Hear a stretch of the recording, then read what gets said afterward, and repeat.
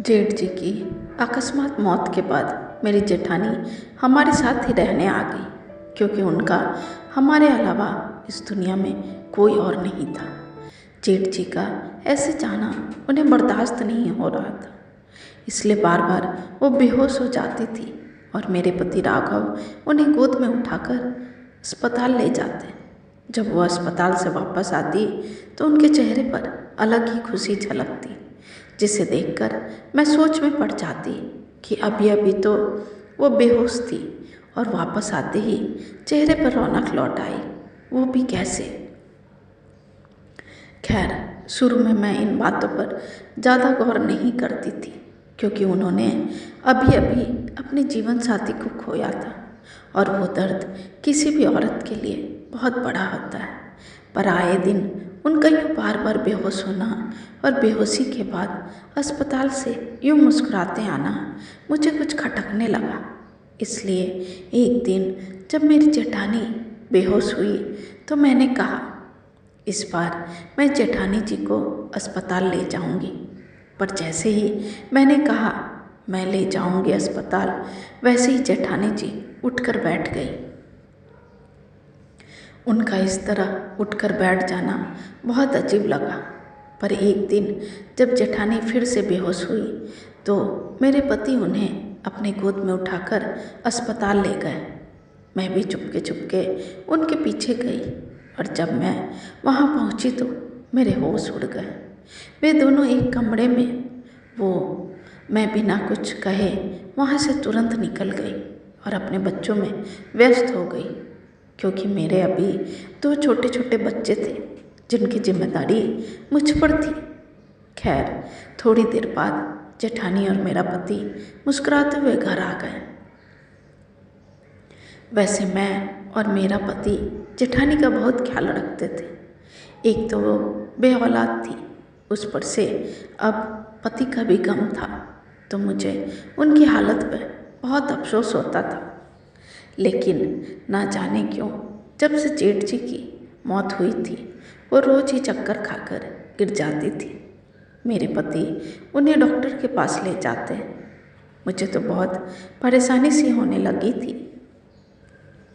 एक तो जेठानी किसी काम को हाथ भी नहीं लगाती थी, सारा काम मुझे ही करना पड़ता था। फिर मेरे 2 छोटे बच्चे थे, उन्हीं से मुझे फुर्सत नहीं मिलती थी। उस पर से ये अब नया आफत मुझ पर टूट पड़ा था कि जेठानी आए दिन बेहोश हो जाती थी। इसके अलावा एक बात जो मुझे बहुत परेशान करने लगी थी वो ये थी कि मेरी जेठानी मेरे पति से बिल्कुल पर्दा नहीं करती थी। हालांकि उनका मायका भी ठीक ठाक पैसे वाला था, लेकिन वो अपने मायके जाना नहीं चाहती थी। कहने लगी मुझे अब हमेशा अपने इसी घर में रहना है, जबकि वो जवान थी और बेऔलाद भी थी, खूबसूरत भी थी। चाहती तो दूसरी शादी भी कर सकती थी, लेकिन कहने लगी कि वो जेठ जी के नाम के सहारे पूरी ज़िंदगी गुजार लेगी। पहली बार तो मैंने यही सोचा कि वो सदमे में है, पर जैसे जैसे वक्त गुजरता जाएगा वो ठीक हो जाएंगी। लेकिन अब तो महीना गुजर गया था। अब जेठानी की हरकतें मुझे कुछ अजीब लगने लगी थी। वो पूरा दिन कमरे में बंद रहती, खाना नाश्ता मैं उन्हें कमरे में देख कर आती। कोई उनसे मिलने भी आता तो वो कमरे से बाहर नहीं निकलती और मिलने से इनकार कर देती थी।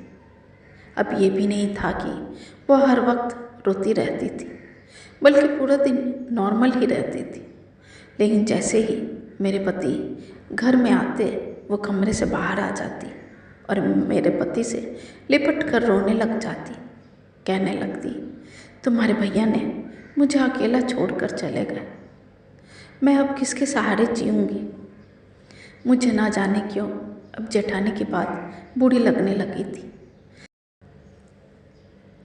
अगर उन्हें इतना ही गम था तो मेरे गले लगकर भी रो सकती थी और अपना जी हल्का कर सकती थी। पर ये कौन सा गम था जो मेरे पति के सीने लगकर ही कम होता था। पूरा दिन तो वो भली चंगी रहती थी। मेरे पति पूरा दिन काम से भूखा प्यासा थका हारा घर लौटते तो वो कमरे से निकलकर उनके गले लगकर अपना राग अलापना शुरू कर देती थी।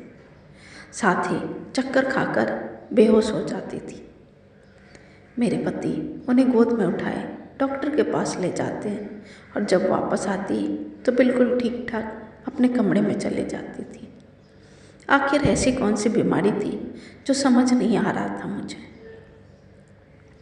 मेरे पति भी बिना नाक मुंह बनाए मेरी जेठानी के काम के लिए तैयार हो जाते और अगर मैं किसी काम के लिए कह देती तो वो साफ साफ मना कर देते, ये कहकर कि अभी थका हूँ, नहीं जा सकता। तुम्हें मेरी तकलीफ़ों का एहसास होना चाहिए। सारी जिम्मेदारियाँ अब मुझ पर आ गई है। ये सब सुनकर मैं चुप हो जाती थी क्योंकि वो मुझे साफ साफ जवाब दे देते थे और अपनी भाभी को कुछ भी न कहते थे। जेठानी जवान थी और मेरे पति के हम उम्र थी। मेरे जेठ मेरे पति से कुछ साल बड़े थे। उनकी शादी के फौरन बाद मेरी सास भी चल बसी थी और ससुर पहले ही जा चुके थे। घर में बस हम ही रहते थे। मुझे भी पसंद करने जेठानी ही आई थी। देखने में मेरी जेठानी बहुत खूबसूरत है पर मैं बिल्कुल साधारण नाक नक्श वाली सीधी सादी महिला हूँ। मेरे पति भी काफ़ी हैंडसम है। वैसे जेठ जी भी साधारण शकल सूरत के थे लेकिन व्यवहार में बहुत अच्छे थे। जितने दिन उनके साथ थी दिन बहुत अच्छे से गुजरे थे। मेरे जेठ मेरे साथ बिल्कुल छोटी बहन की तरह पेश आते थे। मेरी जेठानी से भी आप कहकर ही बात करते थे। कभी ऐसा नहीं हुआ था कि जेठानी ने कोई फरमाइश जेठ जी से की हो और वो पूरी ना हो। की हो उन्होंने। मेरे पति मुझसे शुरू से ही खिंचे खिंचे रहते थे। शादी की रात मुझे देखकर ही न जाने क्यों मेरे पति का मूड ऑफ हो गया था। मुझसे सीधे मुंह बात भी नहीं किया करते थे, बस हर वक्त मुझ पर गुस्सा करते रहते थे। 3 साल के बाद मेरे 2 बच्चे हो चुके थे पर मेरी जेठानी अब तक बेऔलाद थी। उनके बाद जेठ जी ने कहा तुम यहीं आ जाओ, बच्चे रहेंगे तो इस घर में भी किलकारियाँ गूंजेंगी। जेठ जी के बहुत कहने पर हम साथ रहने लगे। उस घर में रहते हुए मुझे एक बात बड़ी अजीब लगी कि मेरी जेठानी ने कभी भी मेरे बच्चों को पकड़ कर प्यार नहीं किया, वरना एक घर में रहते हुए वो औलाद की कमी मेरे बच्चों को प्यार करके पूरा कर सकती थी, लेकिन वो हर वक्त बस खुद पर ही ध्यान देती थी। मुझसे बहुत प्यार से बात करती थी और वह घर के कामों की सारी जिम्मेदारी मुझ पर डाल देती थी और खुद कभी जिम जाकर अपनी फिटनेस का ख्याल रखती तो कभी पार्लर जाकर बस अपने हुस्न को चमकाती रहती। मेरे पति मुझसे उखरे उखरे रहते थे। मुझे रात को भी तैयार होने की फुर्सत नहीं मिलती थी। पूरा दिन मेरी जेठानी मुझे किचन के कामों में उलझाए रखती थी। जब मैं रात को तैयार होती तो मेरे पति कहते अब तुम्हारे तैयार होने का क्या फ़ायदा, जब मैं आता हूँ तब तो तुम पसीने से भींगी होती हो। देखकर ही मेरा मूड खराब हो जाता है। एक तो पहले से ही बदसूरत हो, उस पर से जब घर आओ तो तुम बेहाल नज़र आती हो। मेरे आने से पहले अपने सब काम खत्म कर लिया करो और सजा सबर कर रहा करो। देखो भाभी को भैया के आने से पहले कैसे खुशबू से बड़ी होती है, उन्हें देखकर ही दिल बाग बाग हो जाता है।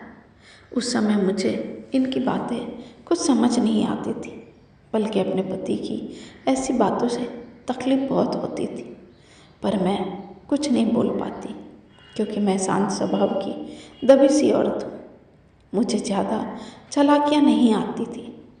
मुझे शादी की पहली रात मेरे पति ने यही कहा था कि मैं उनकी कोई बात ना टालूं, कभी उनके साथ बहस ना करूं। मैंने कभी उनके साथ किसी भी मामले में बहस नहीं की। मेरी रंगत सांवली थी, लेकिन घर की जिम्मेदारियों में लगकर मुझ पर इतनी फुर्सत नहीं मिलती थी कि मैं अपने पति के घर आने के से पहले तैयार होकर बैठ जाऊं। बल्कि अक्सर ये होता था कि जब भी मेरे पति के आने का वक्त होता, मैं किचन का काम निपटाकर कमरे में जाने लगती तो मेरी जेठानी तैयार होकर अपने कमरे से निकलती और मुझसे कहती कि मिनी, तुमने रायता तो बनाया ही नहीं। तुम्हें पता है ना राघव को रायता कितना पसंद है। चलो पहले रायता बना लो। कैसे बीवी हो तुम? अपने पति की पसंद नापसंद का तुम्हें जरा सा भी ध्यान नहीं है। मुझे देखो, तुम्हारे जेठ जी के साथ साथ राघव की पसंद नापसंद का भी मुझे अच्छी तरह से पता होता है। मैं रायता बनाने लगती और जैसे ही मेरे पति घर लौटते, मेरी जेठानी फौरन से घर का दरवाज़ा खोलकर मुस्कुराकर मेरे पति का वेलकम करती। मेरे पति भी मुस्कुराकर जवाब देते, ये भी कहते कि भाभी आज तो आप बहुत अच्छी लग रही हैं। थोड़ा बहुत मेकअप करने की तमीज़ मिनी को भी सिखा दें। जब भी मैं घर आता हूँ तो वह किचन में ही नज़र आती है और थोड़ा सा भी मिनी से करीब होकर बात करो तो अदरक लहसुन और पसीने की बू से मेरा जी मचलाने लगता है। मेरे पति की बात सुनकर मेरी जेठानी खिलखिलाकर हंसने लगती और कहती, अरे भाई, तुम्हारी बीवी में सुस्ती बहुत है। वो एक नंबर की आलसी है। पूरा दिन घर के काम भी उससे ख़त्म नहीं होते और मुझे देखो, तुम्हारे भैया के आने से पहले सब काम निपटाकर कैसे फ्रेश हो जाती हूँ। जेठानी के मुँह से ऐसी बातें सुनकर मुझे यह बात समझ नहीं आता था कि अपने रंग रूप को वो सिर्फ मेरे पति को ही क्यों दिखाती थी। जब जेठ जी अपने काम से थके आते तब तो वो आंगन में मेरे पति के साथ बातों में बिजी रहती। बाहर की डोरबेल बजती तो मुझसे कहती, मिनी दरवाज़ा खोलो, तुम्हारे जेठ जी आए होंगे। मैं किचन से खाना बनाने के बाद रोटियां पकाकर बाहर निकलती, दरवाज़ा खोलती और अपने कमरे में चली जाती। जब नहा धोकर जल्दी जल्दी नीचे आती तो जेठानी टेबल पर खाना लगा चुकी होती और कई बार तो ये होता कि मेरे पति और जेठानी खाना खा चुके होते थे। जेठ जी भी थके हुए आते थे। जब वो फ्रेश होके बाहर आते तो उनका खाना भी ढका हुआ होता था। जेठानी मेरे पति के साथ टीवी देख रही होती थी, लेकिन जेठ जी उन बातों को महसूस नहीं करते। वो चुपचाप खाना खा लेते। जैसे ही खाना खाकर खाली होती, जेठानी मुझसे कहती कि अब किचन तुम संभालो, मैं बहुत थक गई हूँ। मैं टेबल से बर्तन उठाने लगती और ये भी सोचती कि पहले भी तो मैं ही किचन संभालती थी। वो करती ही क्या है, बस अपने चेहरे को चमकाती रहती है। मैं शादी के चंद माह बाद ही गर्भवती हो गई। मेरे पति का रवैया भी मुझसे कुछ बेहतर हो गया था। जब मेरा पहला बेटा हुआ तो मेरे पति के साथ जेठ जी भी बहुत खुश हुए। उन्हें बच्चों की बहुत ख्वाहिश थी। वो जब भी घर लौटते मेरे बेटे को पकड़ लेते और बहुत प्यार करने लगते। वहीं उनके उल्टा जेठानी मेरे बेटे को कभी नहीं पकड़ती। वो मुंह से तो बहुत कहती थी कि उन्हें औलाद की बहुत ख्वाहिश है, लेकिन मैंने कभी उनकी आंखों में औलाद की तरफ नहीं देखी थी। अभी मेरा बड़ा बेटा चंद माह का ही हुआ था कि मैं फिर से गर्भवती हो गई। मुझे लगा था कि मेरी खराब तबीयत को देखते हुए जेठानी मेरी सहायता करेगी, लेकिन मेरी जिम्मेदारी उतनी ही रही। छोटे बच्चे के साथ इस हालत में भी मैं किचन के सब काम संभालती थी।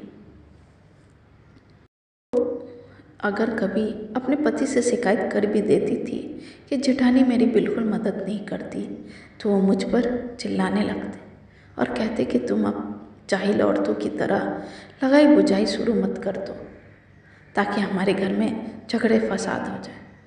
भाभी भी तो है, मजाल है कि उन्होंने कभी तुम्हारी बुराई की होगी मुझसे, क्योंकि वो घर बनाना जानती है, रिश्ते निभाना जानती है, तुम्हारी तरह नहीं। खबरदार दोबारा भाभी के खिलाफ कुछ कहा तो जरा सा काम क्या बढ़ गया, तुम तो मेरे सिर पर ही चढ़ गई थे। मेरा पति मेरी बात सुनते ही नहीं थे। मुझे समझ नहीं आता था कि जेठानी दिन भर करती क्या थी। किचन की सारी जिम्मेदारी मुझ पर डाल रखी थी। सफाई, धुलाई, कपड़े वो थोड़ा बहुत कर लेती थी, बाकी करने को बचता ही क्या था। दूसरा बेटा होने पर मैं बिल्कुल धन चक्कर सी बनकर रह गई थी। अक्सर ऐसा होता कि मैं बच्चों और घर की जिम्मेदारियों में अपने पति को बिल्कुल वक्त नहीं दे पाती थी। बाकी मैं दिन भर की थकी होती थी, लेटते ही गहरी नींद सो जाया करती थी। खुद के लिए भी कुछ वक्त नहीं मिलता था। और अजीब बात ये थी कि इन्होंने मुझसे शिकायत करना छोड़ दिया था। मुझे तो यही लगा कि ये मेरी मजबूरी देखकर मुझे समझने लगे हैं, लेकिन हकीकत कुछ और ही थी। चंद माह पहले की बात है। जेठ जी जब बहुत चुपचाप रहने लगे थे और सिगरेट भी बहुत ज़्यादा पीने लगे थे। सिगरेट वो तब पीते थे जब कोई टेंशन होती थी, लेकिन अब तो हर वक्त सिगरेट पीते नजर आते थे, किसी गहरे सोच में डूबे रहते थे। और जेठानी का वही रूटीन था, अपनी फिटनेस का ख्याल रखना, सजना संवरना। वो लापरवाह किस्म की औरत थी, या शायद खुद पसंद थी। जेठ जी का उन्हें खास परवाह नहीं था। मेरे बच्चों का हाल जुड़वा बच्चों वाला था। एक बीमार होता तो दूसरा भी बीमार पड़ जाता। एक को भूख लगती तो दूसरे को भी भूख लग जाती। मुझे खाना बनाने के लिए रात को उठकर किचन में जाना ही पड़ता था। मैं जब कमरे से निकलकर गैलरी में आती तो जेठ जी अपने कमरे के बजाय गैलरी में बैठे सिगरेट पी रहे होते थे। वो किसी गहरी सोच में डूबे रहते थे। उन्हें मेरे किचन में आने जाने का पता ही नहीं चलता था। वो अपनी ही सोच में मग्न थे। जब मैं कमरे में जाती तो मैं अपने पति से कहती कि जेठ जी आजकल बहुत चुपचाप रहने लगे हैं, सिगरेट भी ज़्यादा पीते हैं, क्या वजह है?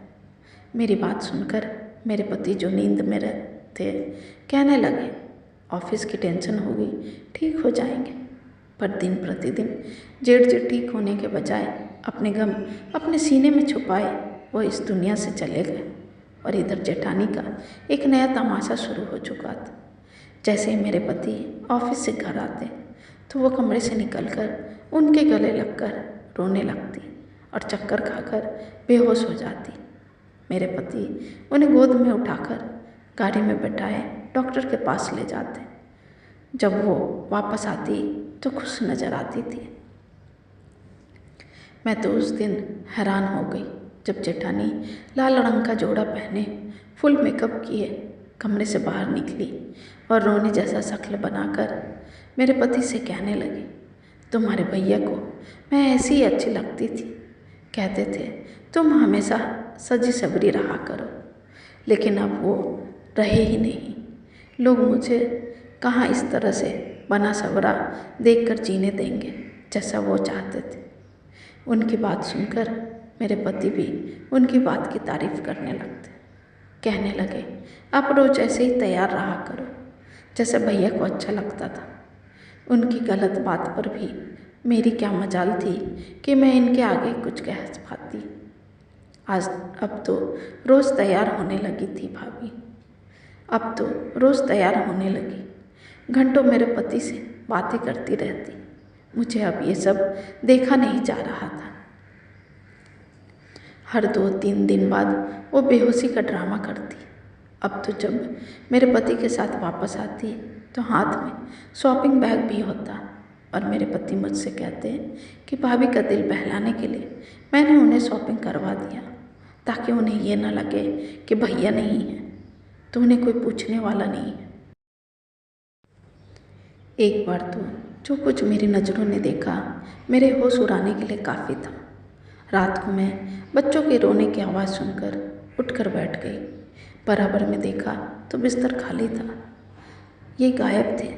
जब मैं दूध बनाने के लिए कमरे से बाहर निकली तो मुझे अपनी जेठानी की हंसने की आवाज़ें आ रही थी। मैं धीरे धीरे कदम उठाती हुई उनके कमरे तक पहुंची। दरवाज़ा बंद था लेकिन खिड़की खुली थी। जो कुछ मेरी आंखों ने देखा मेरे पैरों तले से ज़मीन निकल गई। मैं वापस अपने कमरे में आकर रोने लगी। मैंने बच्चों को दूध दिया और सुला दिया।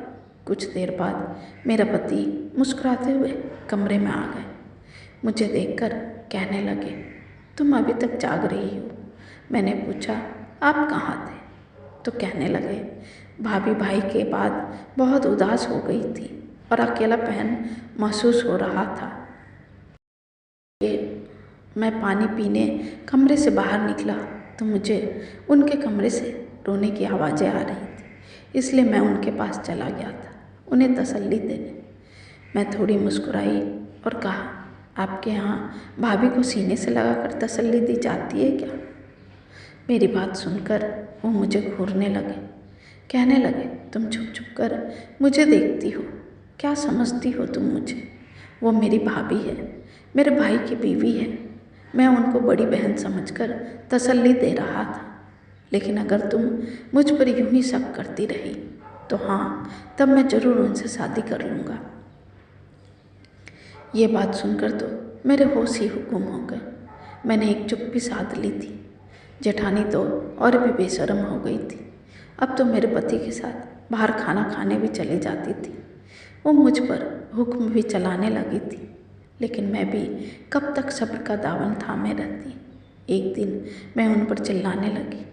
मैंने कहा कि आपके अंदर शराफत नाम की चीज़ भी नहीं है।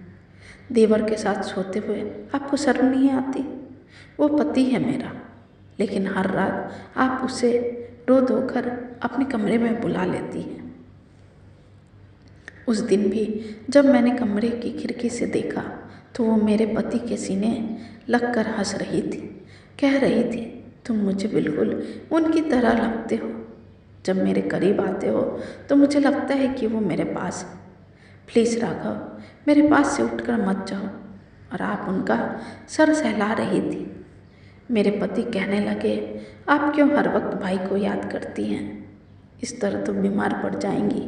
मैं एक औरत होने के नाते कैसे सब बर्दाश्त कर सकती थी? जिस प्यार मोहब्बत पर मेरा हक है कर वो आंसू बहाकर हासिल कर ले रही थी। वो मेरी बात सुनकर ठहाके लगाकर हंसने लगी, कहने लगी, जाकर पहले अपनी शक्ल आईने में देखो और फिर राघव को देखो। तुम उसके साथ कहाँ जचती हो? तुम उसकी पत्नी कम और नौकरानी ज़्यादा लगती हो। मुझे उनकी बात सुनकर अफसोस हुआ। मैंने कहा, तो फिर आपने मुझे उनके लिए क्यों पसंद किया? इंसान देखने में जैसा भी हो, लेकिन नाइंसाफ़ी बर्दाश्त नहीं कर सकता है। मुझसे ये बात बर्दाश्त नहीं हो रही थी। वो इस बात पर भी हंसने लगी, कहने लगी कि मैंने जानबूझकर राघव के लिए तुम्हें पसंद किया था। मैं जानती थी कि तुम राघव के हिसाब से अच्छी नहीं हो। असल में मुझे राघव के लिए तुम्हारी जैसी ही लड़की चाहिए थी, ताकि वो तुम्हारे बजाय मुझे देखने पर ध्यान दे, मेरी तारीफ़ करे, क्योंकि मेरे साथ भी ऐसा ही हुआ था। मैं कितनी सुंदर थी, लेकिन मेरे माता पिता ने तुम्हारे जेठ जी की सिर्फ शराफत देखकर एक मामूली शक्ल सूरत वाले शख्स से मेरी शादी करवा दी थी। मैं जब विदा होकर इस घर में आई तो पहली बार मैंने राघव को इतने करीब से देखा था, और तभी से राघव मेरे दिल में उतर आया था। मैं भले ही तुम्हारे जेठ जी के कमरे में दुल्हन बनी बैठी थी, लेकिन मेरे दिमाग में बस एक ही शख्स था, वो था राघव। तुम्हारे जेठ जी मेरे रंग रूप की तारीफ़ बहुत करते थे, लेकिन मुझे कभी उनकी जुबान से अपनी तारीफ़ अच्छी नहीं लगती थी। मैं तो रोज़ राघव के लिए सजती संवरती थी। वो मुझे भाभी समझता था, इज्जत भी करता था, लेकिन एक ही तकलीफ़ होती थी मुझे राघव से कि वो मुझसे दूर दूर रहता था, मुझे ठीक से देखता तक नहीं था। शायद इसलिए कि मैं उसके भाई की पत्नी थी, लेकिन राघव की यह आदत मेरी जान जला कर रख देती थी। लेकिन मुझे ना पति की परवाह थी न तुम्हारी। मैं सुंदर रूप की मल्लिका हूँ, मुझे हैंडसम आदमी चाहिए था, और राघव मेरे सोच पर पूरा उतर रहा था। तुम्हारे जेठ जी को बच्चे अच्छे लगते थे, लेकिन मुझे अपनी फिटनेस प्यारी थी। मैं कोई बाज नहीं हूँ, और ना ही तुम्हारे जेठ जी में कोई कमी थी।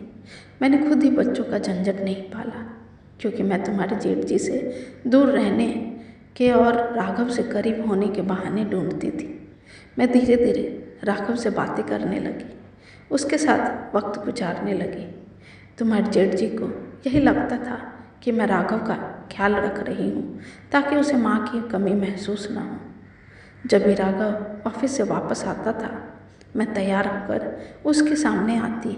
फिर मैं राघव से खुद पूछती कि मैं कैसी लग रही हूँ, क्योंकि मैं चाहती थी कि वो मुझे देखे, वो मुझे देखकर मेरी तारीफ़ कर देता तो मैं हवा में उड़ती फिरती थी। अगर तुम मुझसे ज़्यादा सुंदर होती तो वो तुम्हारी तरफ खो जाता और ये मुझे बर्दाश्त नहीं होता। तुमसे शादी के बाद मुझसे शिकायत की थी कि मैंने उसके लिए तुम्हें क्यों पसंद किया। कहने लगा कि भाभी कोई अपने जैसी लड़की ढूंढ लेती। यह सुनकर तो मेरा दिल ही झूम उठता। तुम्हें मैं हर वक्त इसलिए किचन में उलझाए रखती थी ताकि तुम कभी भी राघव के दिल में घर न कर सको। वक्त यूं ही गुजर रहा था, लेकिन तुम्हारे जेठ जी को मुझ पर शक हो गया। उन्होंने मुझसे मुँह से तो कुछ नहीं कहा, लेकिन ये गम दिल को लगा लिया। वो मेरी आंखों में राघव की मोहब्बत को देख चुके थे। मैं उनसे राघव के लिए मोहब्बत का इजहार भी कर चुकी थी। ये भी कह चुकी थी कि वो मुझे बिल्कुल पसंद नहीं है। मैं उसके साथ मजबूरन ज़िंदगी गुजार रही थी। उसके बाद से तुम्हारे जेठ जी कमरे के बजाय बाहर बरामदे में सोने लगे थे, चुपचाप रहने लगे थे। शायद उन्हें ये बात बर्दाश्त नहीं हुई, इसलिए मेरी उनसे जल्द जान छूट गई और अब राघव की सारी हमदर्दियाँ मेरे साथ हैं। वो दिन दूर नहीं कि जब राघव मुझसे शादी करके तुम्हें धक्के देकर घर से बाहर निकालेगा। मैं हैरत से फटी की फटी आंखों से अपनी जेठानी के गंदे इरादे सुन रही थी।